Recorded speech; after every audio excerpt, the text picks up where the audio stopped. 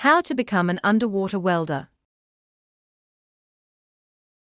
If you think you want to become an underwater welder, keep in mind that you not only have to possess certified welding skills, but you also must be a certified commercial diver before you get certified as an underwater welder.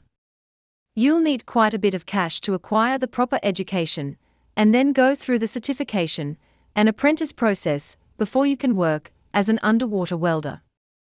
This article outlines the training and hiring process to become an underwater welder. Steps. 1. Prepare to spend a substantial amount of money for your education and certification.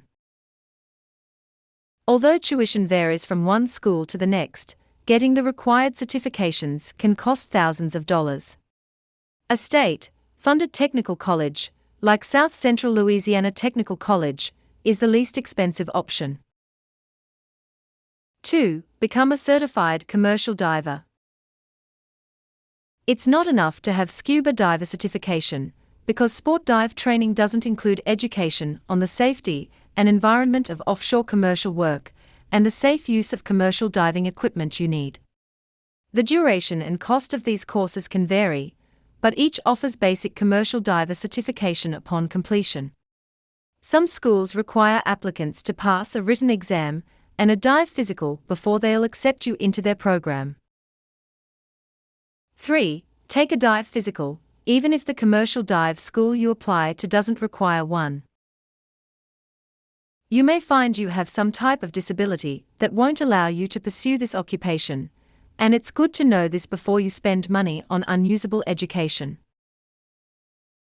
4. Get certified as a welder. You can do this with formal training through an accredited welding school, or by completing the Certified Welder Program from the American Welding Society, also known as AWS, and receiving final certification by passing its test at an accredited testing facility. 5. Attend an underwater welding school. This is where you'll put your two acquired skills, welding and commercial diving, together to become an underwater welder. Most of these schools already expect you to have completed both commercial dive school and certified welding training as prerequisites, as they can't start you out in the basics for this highly specialized field. The length of time required for underwater welding training varies between schools, but can last as little as 6 months or as long as 2 years. 6. Apply to a company who hires underwater welders for an apprenticeship, or what's known as a diver tender, to learn the trade and gain on the job training. Most dive contractors require that you have enough knowledge in dry or wet welding to pass qualification tests and have the required certification from the AWS and American National Standards Institute, ANSI, before beginning work.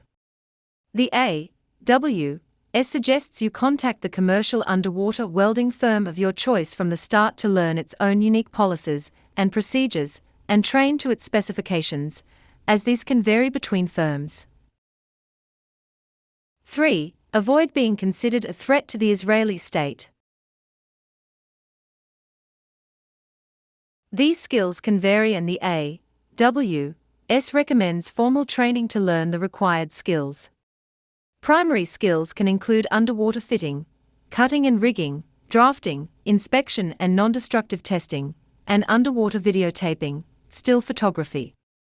Qualifications for underwater welders not only vary from company to company, but can also vary from one project to the next. Tips.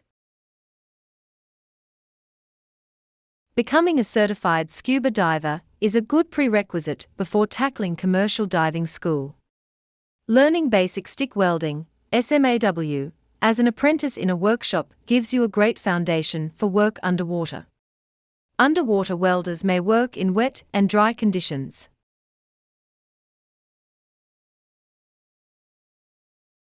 Warnings. You must pass a physical annually to keep your commercial diving license. Underwater welding has several dangers associated with it, including decompression sickness, the bends, and electrocution.